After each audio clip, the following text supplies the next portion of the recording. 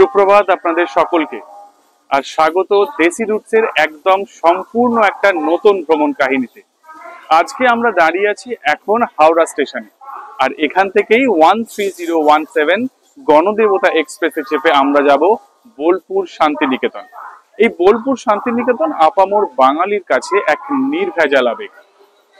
এই গণদেবতা এক্সপ্রেস সকাল 6টা 5 মিনিটে হাওড়া স্টেশন থেকে ছেড়ে বোলপুর শান্তিনিকেতন পৌঁছাবে 8টা 29 মিনিটে। মোটামুটি 2.5 ঘন্টার একটা জার্নি। আমার সাথে আমার ছোট ভাই সৈকত থাকছে আগের ভিডিওর মতোই। আমরা দুজনে মিলে আজকে যাব শান্তিনিকেতন বোলপুর। প্রচন্ড পছন্দের একটা জায়গা, আগেও আমি গেছি। আমরা যে টিকিট কেটেছি তার মূল্য 85 টাকা করে জন প্রতি। একদম সঠিক সময় ট্রেন ছেড়েছে, বাইরে ঝিরিঝিরি বৃষ্টি পড়ছে।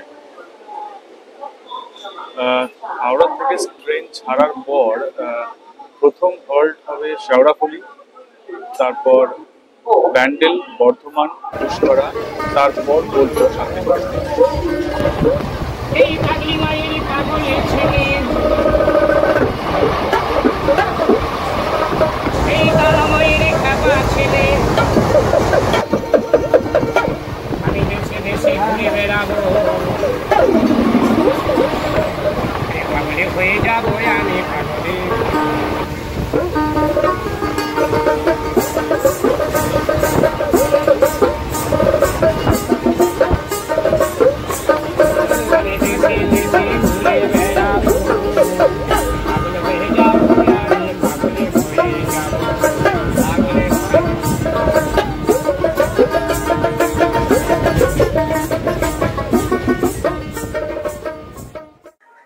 আমরা এসে পৌঁছালাম শান্তিনিকেতন বোলপুর 8টা 45-এ। ট্রেন একটু লেট ছিল।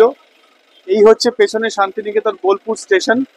স্টেশনের বাইরে থেকেই আপনি টোটো স্ট্যান্ড থেকে টোটো নিতে পারবেন। যে টোটো করে আপনারা শান্তিনিকেতনের আশেপাশের সমস্ত যেসব সাইট সিন আছে সেগুলো দেখে নিতে পারেন। একদিনে দেখতে পারেন, তাদের কাছে আলাদা চার্ট আছে, বা দুদিনে দেখতে পারেন, তাদের কাছে আলাদা রেট আছে। টোটো কিন্তু আপনাকে স্টেশন থেকে তুলে আবার যাওয়ার দিন স্টেশন অবধি ছেড়ে দিয়ে যাবে। আপনি টোটোওয়ালার সাথে ডাইরেক্ট কথা বলে রেট নেগোশিয়েট করে কথা বলে নিতে পারেন। এই স্টেশনের উল্টো দিকেই রয়েছে গীতাঞ্জলি রেল মিউজিয়াম। এই গীতাঞ্জলি রেল মিউজিয়াম থেকে আপনি আপনার সাইট সিন দেখা শুরু করতে পারেন। এই হচ্ছে শান্তিনিকেতন বোলপুর স্টেশন। এইখানে সমস্ত টোটো স্ট্যান্ড রয়েছে, আর ঠিক এর উল্টো দিকেই এই হচ্ছে গীতাঞ্জলি রেল মিউজিয়াম।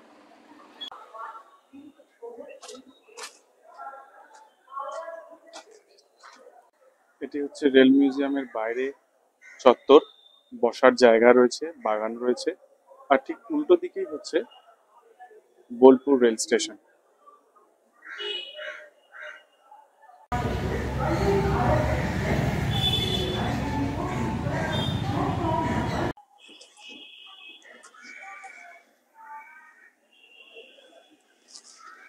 আমরা এখন আছি গীতাঞ্জলি রেল মিউজিয়ামের একদম সামনে।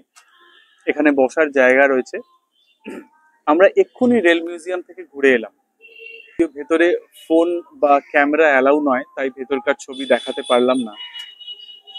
সবচেয়ে বিশেষভাবে যেটা লক্ষণীয় সেটা হচ্ছে এখানকার ওই ট্রেনের বগিটা, যেটা করে শেষবারের মতো রবি ঠাকুর শান্তিনিকেতন থেকে কলকাতায় ফিরে গিয়েছিলেন, সেটিও রয়েছে, আমরা দেখলাম। এই রেল মিউজিয়ামের দেখার সময় সকাল 9টা থেকে সন্ধে 6টা অবধি। বড়দের জন্য এর টিকিট মূল্য 30 টাকা মাথা পিছু, এবং বাচ্চাদের জন্য 10 টাকা। আমরা এখন স্টেশনের সামনে থেকে একটি টোটো নিয়েছি। এই টোটো করে আজকে আমরা সারাদিন ঘুরবো, একদম স্টেশন থেকে ওঠা থেকে শুরু করে স্টেশনে নামা অবধি, সন্ধ্যেবেলা অবধি এই টোটো আমাদের সঙ্গেই থাকবে।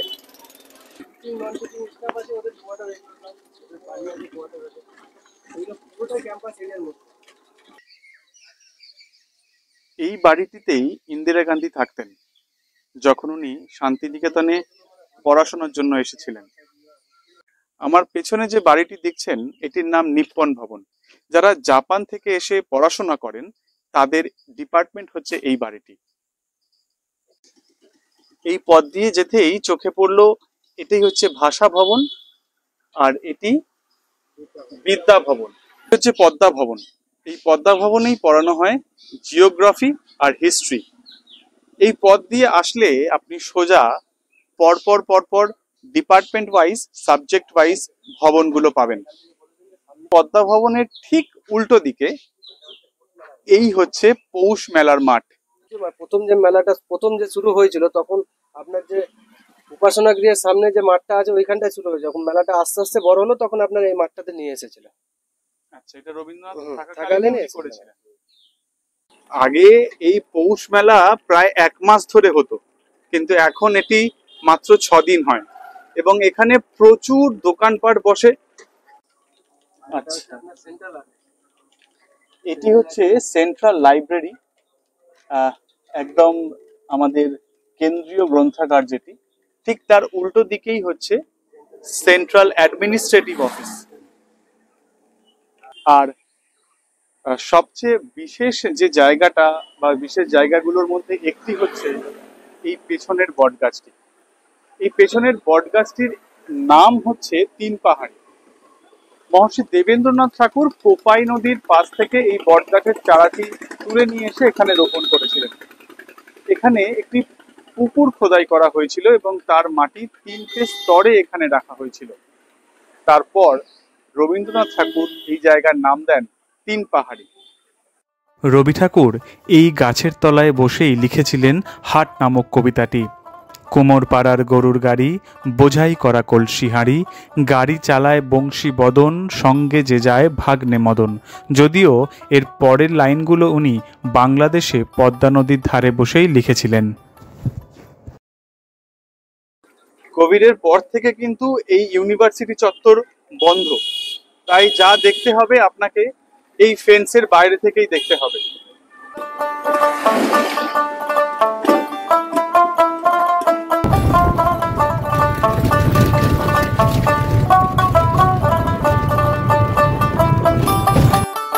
এই আমরা কঙ্কালীতলার রাস্তায় ঢুকে পড়েছি। এই বাঁদিক আর ডান দিক মিলিয়ে ডালার দোকান, আর এই হচ্ছে কঙ্কালীতলার মন্দির। চলুন দেখি ঢুকে পড়ে যাওয়া যায়।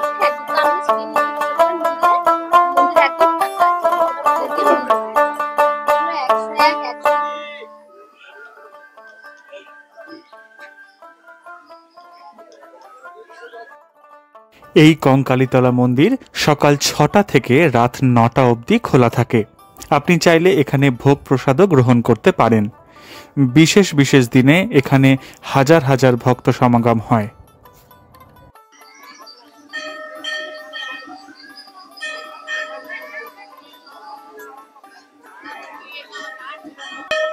এখন আমরা রয়েছি কঙ্কালীতলায়। এই কঙ্কালীতলা এই 51 সতীপীঠের মধ্যে একটি অন্যতম সতীপীঠ। লোকে মুখে কথিত আছে এখানে সতীর কাঁকাল বা কোমরের অংশ পড়েছিল, তাই এই মন্দিরের নাম কঙ্কালীতলা। আবার অনেকে বলেন এখানে সতীর কঙ্কাল পড়েছিল, তাই এই মন্দিরের নাম কঙ্কালীতলা। ওইটা হচ্ছে মেন এন্ট্রান্স, এইদিকে হচ্ছে মন্দির। পুরো মন্দির চত্বরটা গাছে ভরা, অজস্র দোকানপাট রয়েছে, আর মাঝে মাঝে এইরকম সাঁওতালি নাচ।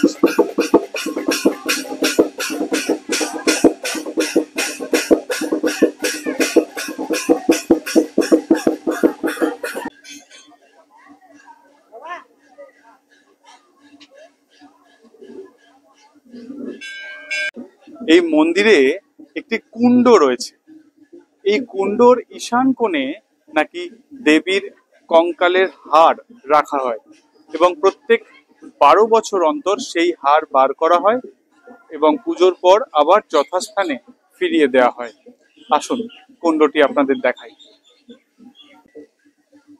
এটি হচ্ছে মন্দির। এই মন্দিরের ঠিক পেছনেই এই হচ্ছে সেই সতীকুণ্ড।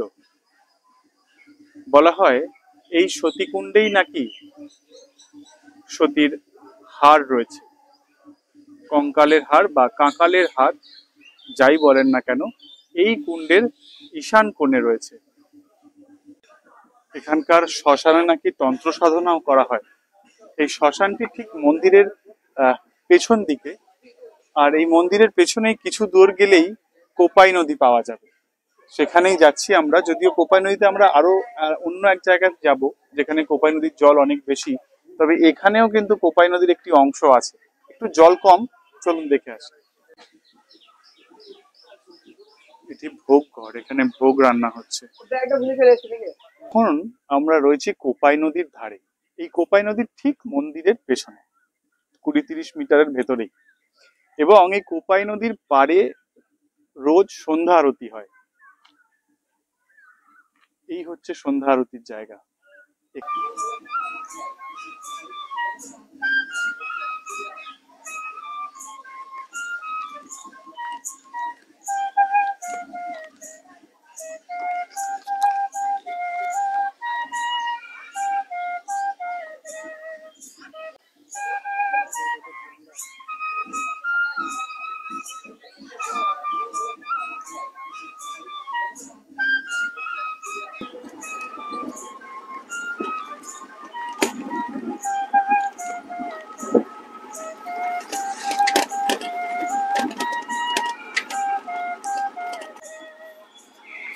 এই রাস্তা দিয়ে সোজা গেলেই রামপুরহাট সাঁইথিয়া, মানে তারাপীঠ যাওয়ার রাস্তা, আর আমরা যাব বাঁ দিকে।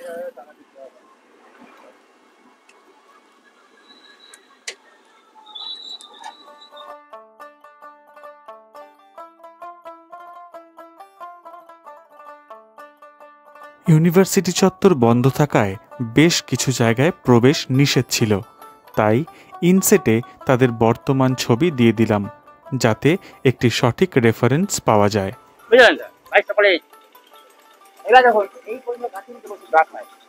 আচ্ছা, এই যে পর্যন্ত ওই এবার ওই বকুলতলা থেকে এটা প্রথম বিশ্বভারতী বিশ্ববিদ্যালয় এইটাই।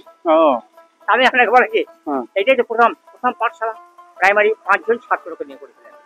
তার মধ্যে সব থেকে ভালো বুঝে বলেছিল রথীন্দ্রনাথ, 2 ছেলে। এই তালধ্বজ, এই পুরো বাড়িটি কিন্তু এই তাল গাছকে কেন্দ্র করে গড়ে উঠেছে, আর এই তাল গাছটির নাম অনুসারেই কবিতা লেখা হয়েছিল, তাল গাছ এক পায়ে দাঁড়িয়ে সব গাছ ছাড়িয়ে উঁকি মারে আকাশে। তালধ্বজ আমরা এই আগে দেখলাম তালধ্বজ, তারপর মৃণালিনী দেবীর যে নতুন বাড়ি যেখানে প্রথম পাঠশালা শুরু হয়, মানে কেজি 1, কেজি 2, কেজি 3, সেখানেই গাছের তলায় প্রথম শুরু করেন। এরপর আমরা যেখানে এসেছি সেটা একটি অন্যতম বিশেষ জায়গা, দেখাই। এটি হলো উপাসনা গৃহ।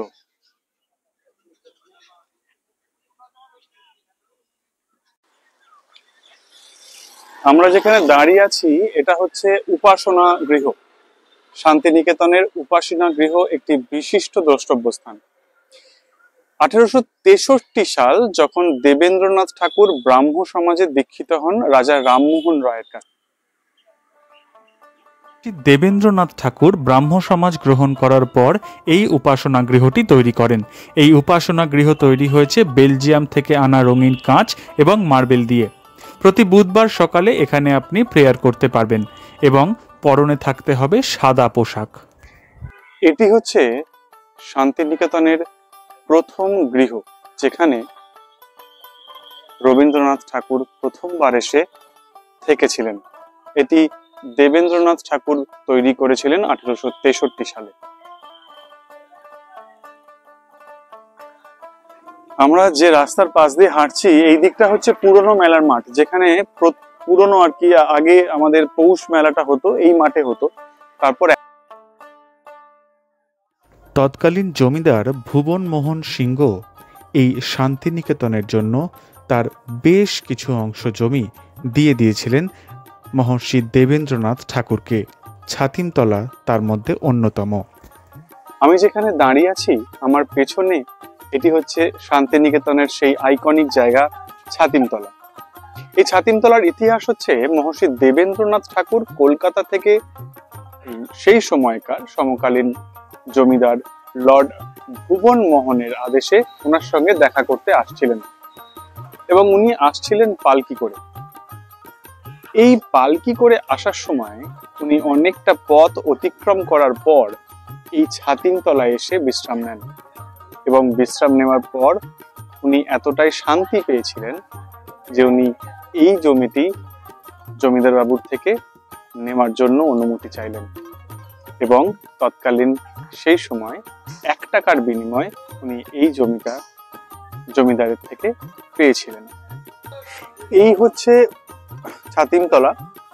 আর এই যে বোর্ড দেখতে পাচ্ছেন এটা হচ্ছে উত্তরায়ণ। এই দিকে এইটা হচ্ছে মিউজিয়াম এবং 5টা এখানে বাড়ি রয়েছে রবীন্দ্রনাথ ঠাকুরের, সেখানে আমরা যাব। এটা হচ্ছে উত্তরায়ণ আর এই দিকটা হচ্ছে ছাতিমতলা। এখানে মিউজিয়ামের বাইরে ছাতিমতলার পাশে রাবড়ি বিক্রি হচ্ছে। আমি আরো 2টো রাবড়ি নিলাম, হোমমেড রাবড়ি, ওনারাই বানান, খুব সুন্দর খেতে। 40 টাকা করে নিলেও গুগল পে ফোন পে হয়ে যায়। আসলে অবশ্যই ট্রাই করবেন। ছাতিমতলার পর আমরা এখন যাচ্ছি রবীন্দ্র ভবন মানে রবীন্দ্র মিউজিয়াম দেখতে।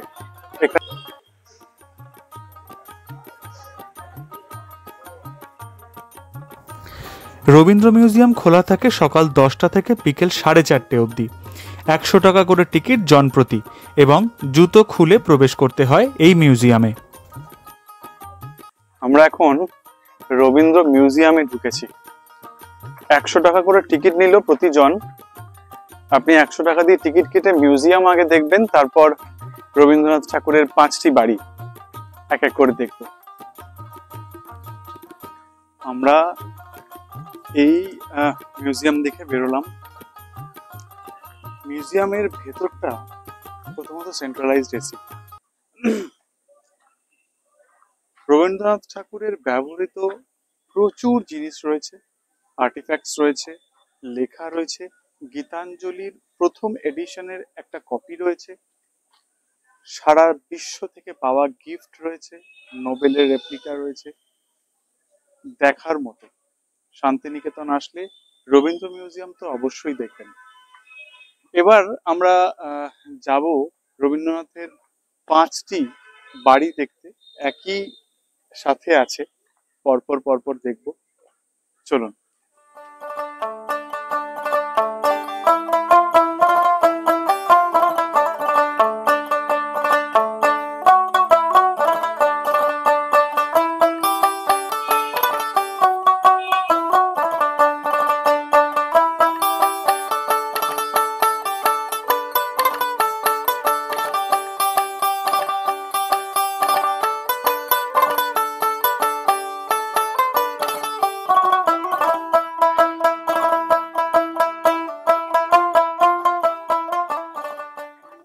রবীন্দ্রনাথ ঠাকুর এই 5টা বাড়িতে থেকেছিলেন। উনি কয়েক বছর ধরে একটি বাড়িতে থাকতেন, তারপর আবার অন্য বাড়ি তৈরি করে সেখানে চলে যেতেন। এরকমই এখানে 5টি বাড়ি রয়েছে একই প্রেমিসিসে। একটি একটি করে দেখাচ্ছি আপনাকে। প্রথমটি হলো উদয়ন।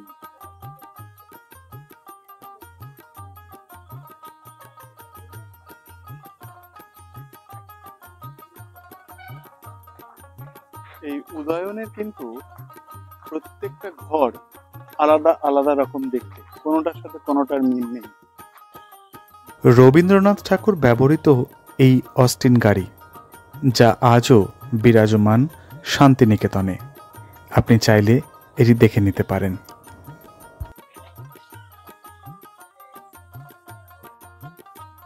দ্বিতীয় বাড়িটি হচ্ছে কোণার্ক। এইটি হচ্ছে কোণার্ক। প্রথমটা দেখলাম উদয়ন, দ্বিতীয় হচ্ছে কোণার্ক। এই হচ্ছে কোণার্ক।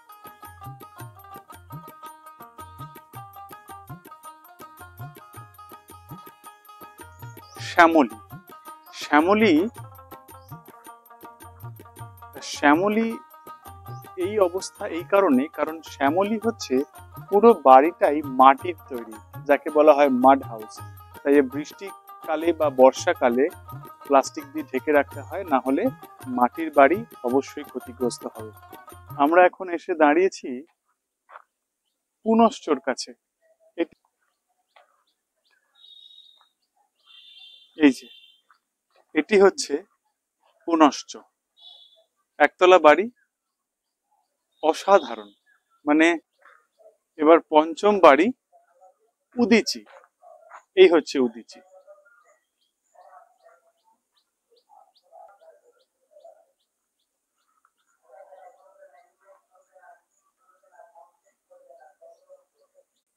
এই 5টি বাড়ির নাম হচ্ছে উদয়ন, কোণার্ক, শ্যামলী যে মাটির বাড়িটা, তারপর পুনশ্চ এবং শেষ উদিচি। আপনি চাইলে এখানে গাইড নিতে পারেন, ওরা ইউনিভার্সিটির অ্যাপ্রুভড গাইড, ওই 150 থেকে 200 টাকা মতো নেয়, চাইলে নিতে পারেন। এটা হচ্ছে নাট্যঘর, আর এইটা হচ্ছে ওপেন স্টেজ।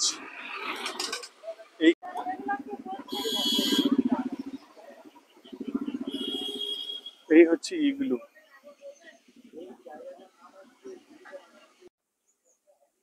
এই হচ্ছে সাঁওতাল পরিবার।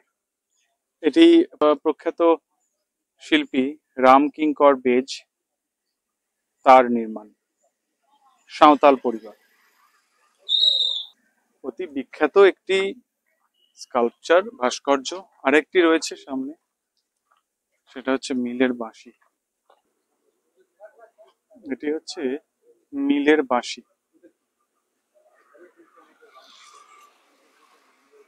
আশ্চর্য এক ভাস্কর্য।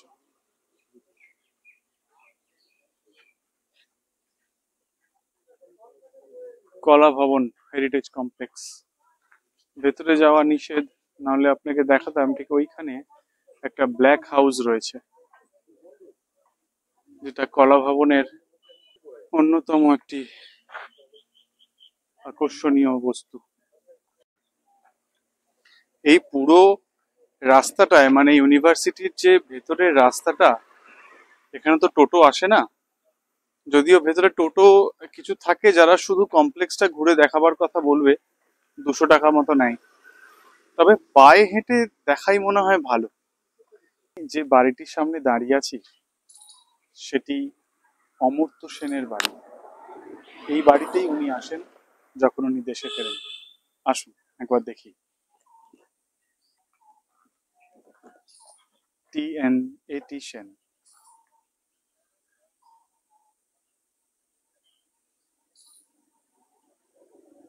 এই বাড়ির নাম হচ্ছে প্রতীচি।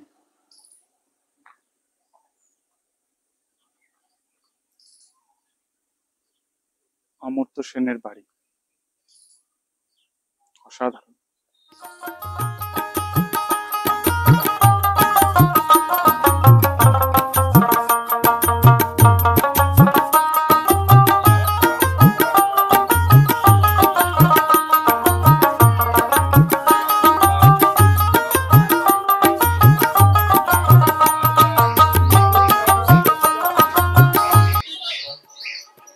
সৃজনী শিল্পগ্রাম।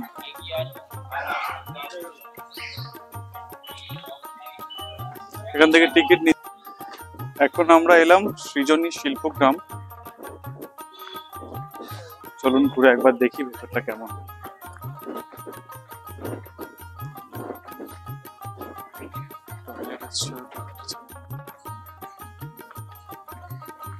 সৃজনী Shilpagram complex, Eastern Zonal Cultural Centre. এখানে একটি ম্যাপ করা আছে, সেখান থেকে কোন দিকে যেতে হবে এটা একটা গাইডলাইন আপনি পেয়ে যাবেন। চলুন এদিক দিয়ে।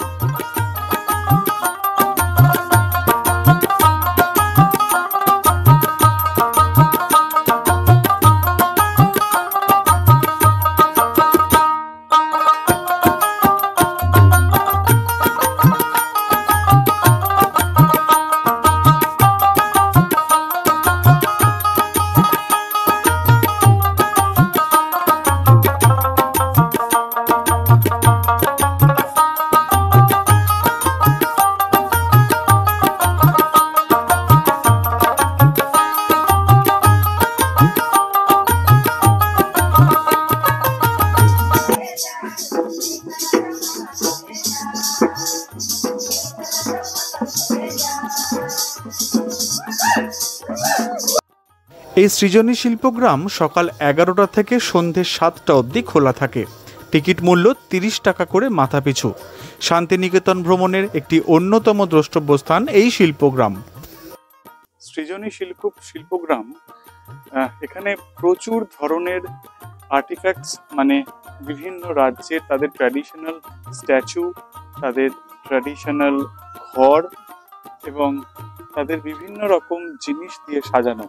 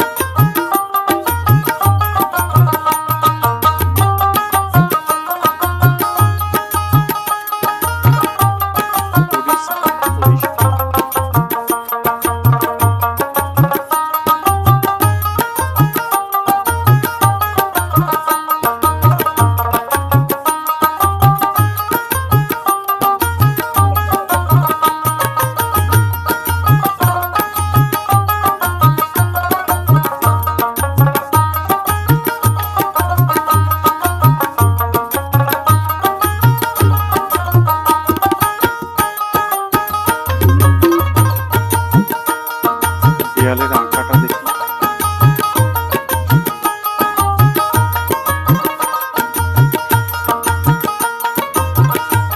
জগন্নাথ দেবের মন্দির।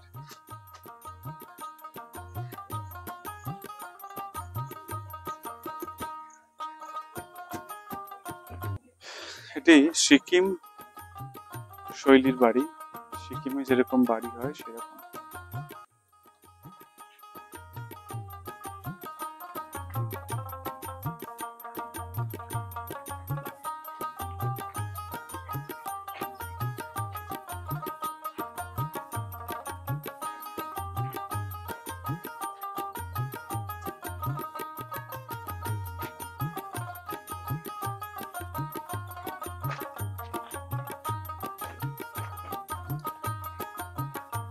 এটা বিহার।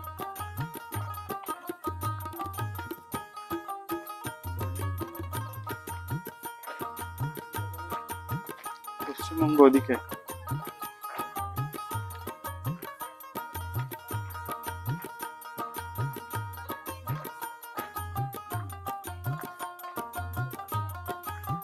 গন্ডার, এটা হচ্ছে আসাম শৈলীর বাড়ি। আসামে যেভাবে বাড়ি ঘরদোর জেনারেলি থাকে সেই রকম। ঝাড়খণ্ড,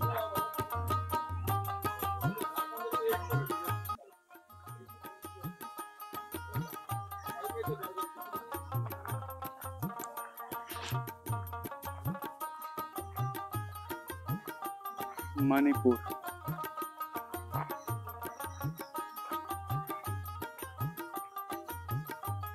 ত্রিপুরা। আর এটি সবচেয়ে অন্যরকম, আন্দামান।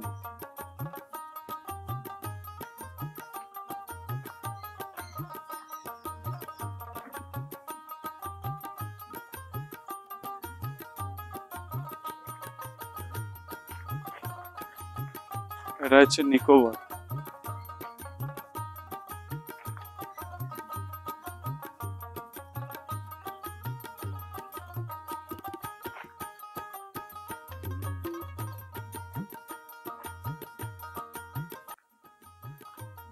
এই লাল মাটির পথ ধরে গেলেই সোজা পড়বে আমার কোটির শপিং কমপ্লেক্স।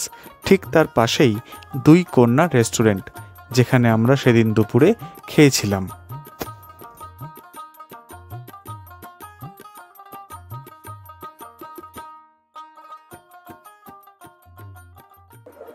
অর্ডার দেওয়া হয়ে গেছে। অর্ডার দিলে বিল পেমেন্ট করলে আগে একটা স্লিপ করে তারপর খাওয়া। চিকেন থালি অর্ডার করেছিলাম, তাই চিকেন থালিতে এসছে ভাত, আলু পটলের তরকারি, ডাল, চিকেন, আলু ভাজা, শসা, পেঁয়াজ, পায়েস, চাটনি, একটা মিষ্টি। এই পুরো থালিটা নিয়েছে, এই পুরো থালিটা এখানে দাম 300 টাকা। তার সাথে আমি নিয়েছি দই কাতলা, যা আলাদা করে নিতে হয়েছে, 130 টাকা করে পড়েছে পার প্লেট। শো স্টপার হচ্ছে এই ঘি। এই ঘি এখানকার যারা বাসিন্দা তারা নিজেরাই তৈরি করে, তাই এটা দিয়েই শুরু করবে। এখানে নুন রয়েছে,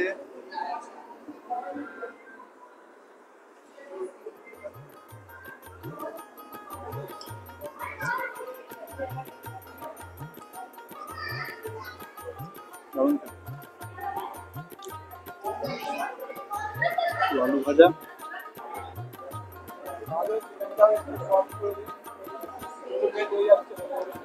সবচেয়ে বড় ব্যাপার সবকিছু এখানে কাঁসার থালায় দেওয়া হয়। কাঁসার থালা, কাঁসার বাটি, কাঁসার গ্লাস, এটা একটা অনবদ্য ব্যাপার।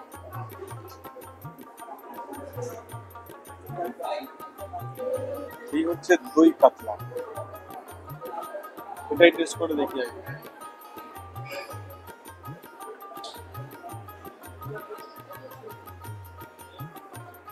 দই কাতলা টেস্ট করছি, খেয়ে বলছি কেমন হয়েছে।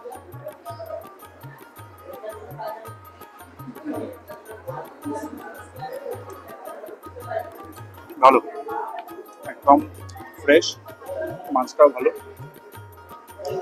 আমরা চিকেনের সাথে আলাদা করে দই কাতলা নিয়েছিলাম, ভালো।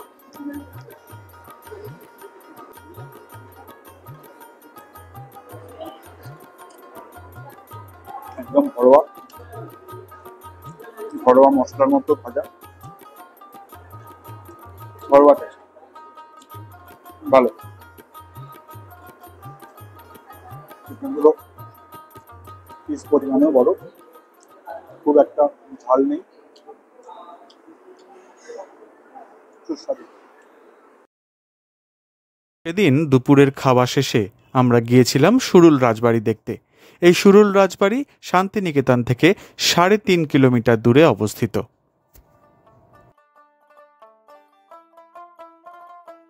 বোলপুর স্টেশন থেকে কয়েক কিলোমিটার দূরেই অবস্থিত এই সুরুল রাজবাড়ি 1750 সালে, মানে প্রায় 290 বছর আগে এই রাজবাড়ি নির্মাণ করেন শ্রীনিবাস সরকার।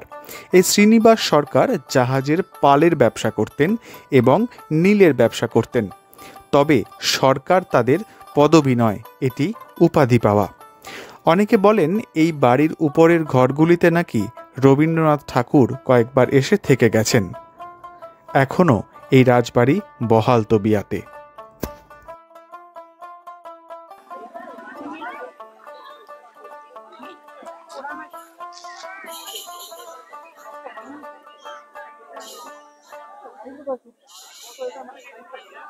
এই হচ্ছে সোনাঝুরির হাট।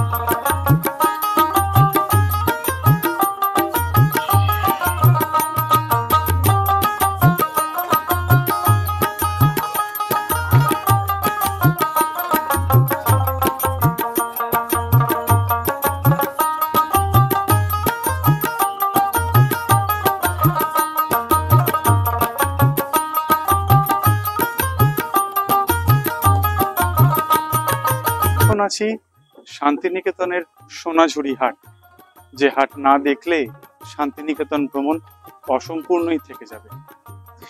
এই সোনাঝুরির হাট শনিবার দিন বসতো, কিন্তু এখন সমস্ত ছুটির দিনই বসে। শনিবার দিন বসতো বলে এই হাটের নাম শনিবারের হাট। আবার খোয়াই নদীর তীরে বলে এই হাটকে অনেকে খোয়াইয়ের হাট বলেও চেনে, কিন্তু সোনাঝুরি হাট নামেই এটি বেশি প্রসিদ্ধ। শাল সেগুন এর জঙ্গলের মাঝে এই সোনাঝুরির হাট। চারিদিকে অজস্র ছড়িয়ে ছিটিয়ে থাকা দোকান, হ্যান্ডিক্রাফট, জামা কাপড়, কুর্তি, পাঞ্জাবি, এই সবের দোকান ভর্তি। এখানকার সাধারণ মানুষ যারা, তারাই নিজেরা হ্যান্ডিক্রাফটের জিনিস বানায় এবং এখানে বিক্রি করে। সকাল বেলা থেকে এই হাট শুরু হয়, অন্ধকার হওয়া পর্যন্ত এই হাট চলতেই থাকে। আজকে সকালের দিকে বৃষ্টি হয়েছে, এখন বাজে 4:30, এখনো হাট থাকবে কিছুক্ষণ।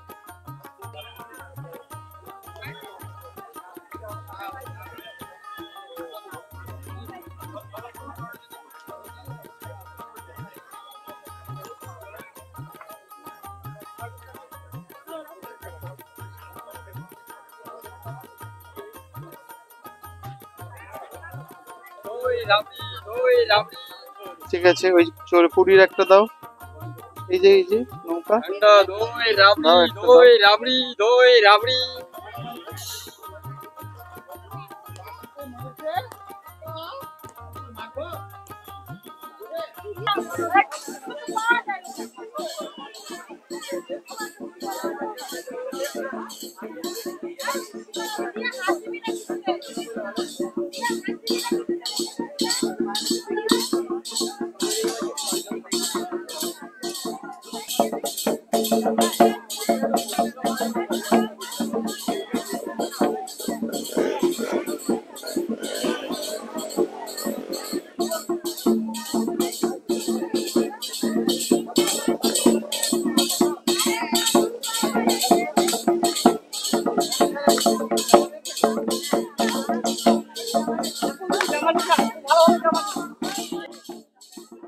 যতবারই আসি না কেন শান্তিনিকেতনে, এই সোনাঝুরির হাট, শাল সেগুনের জঙ্গল, খোয়াই নদী, রাঙামাটি, ধামসা মাদুলের শব্দ আর এই নাচ কেমন একটা অদ্ভুত উন্মাদনা তৈরি করে।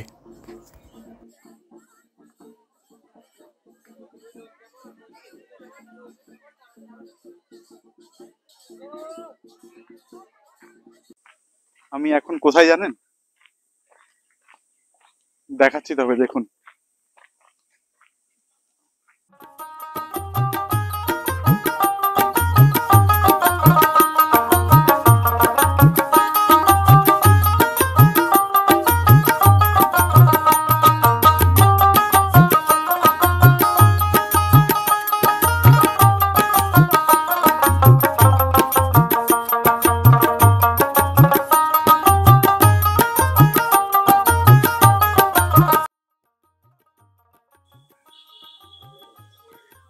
লাল মাটির রাস্তা, বড় বড় গাছ, শাল, পিয়াল, সেগুন, সোনাঝুরির হাট, খোয়াই নদী, এসব মিলিয়ে আমার শান্তিনিকেতন শহর বেশ ভালোই গেল। আমার মনে হয় বাঙালির কাছে এই শান্তিনিকেতন এক নির্ভেজাল আবেগ, যা প্রজন্মের সঙ্গে সঙ্গে তার রং বদল ঘটলেও সর্বাঙ্গিকভাবে তার বিস্তার হয়েছে। আমি যেখানে দাঁড়িয়ে আছি সেটা হচ্ছে শাল, পিয়াল, সেগুন, তার জঙ্গল। এই পুরো অঞ্চলটাকে বলে শালবনী। ঠিক সোনাঝুরি হাট থেকে বেরিয়ে কোপাই নদীর দিকে যাওয়ার সময় বাঁদিকেই পড়বে এই শালবনী। এখন একদম নিস্তব্ধ, কোনো শব্দ নেই, শুধুমাত্র পাখির ডাক আর ঝিঝি পোকার শব্দ। এ এক অসাধারণ শান্তি। এখানে না আসলে, এই রাঙা মাটিতে পা না দিলে হয়তো এই নিস্তব্ধতা কোনোদিনই বোঝা যাবে না। তাই আমি বলবো, একবার নিশ্চয়ই আসুন সপরিবারে এবং এই নিস্তব্ধতা, এই শালপিয়ালের জঙ্গল নিজের চোখে দেখে যান।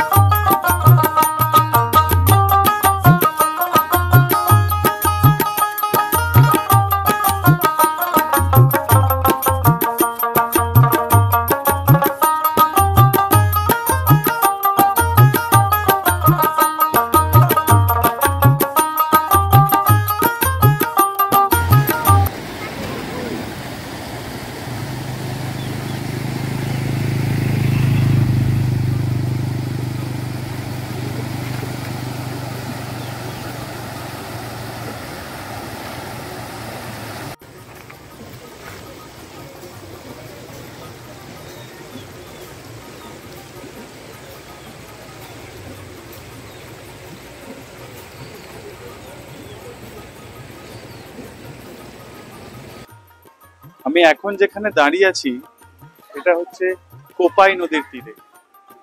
এই কোপাই নদীর তীরে একটি ব্রিজ আছে। এই ব্রিজের নিচ দিয়ে অঝরে বয়ে যাচ্ছে কোপাই নদী। রবীন্দ্রনাথ ঠাকুরের লেখা আমাদের ছোট নদী, সেই নদীর যে নদীকে দেখে লেখা এই সেই কোপাই নদী। কোপাই নদীর দুই তীরেই কুমোর পাড়া ছিল, তাই না? কুমোর পাড়া ছিল তো? হ্যাঁ, কুমোর পাড়া ছিল। কোপাই নদীর দুধারেই যে গ্রাম, এখনো সেই গ্রাম আছে কুমোর পাড়া। এবং কুমোর পাড়ার গরুর গাড়ি, বোঝাই করা কলসি হাঁড়ি। এখন জল আছে, বর্ষার সময় হলে আরো কিছুটা জল পাবেন এখানে।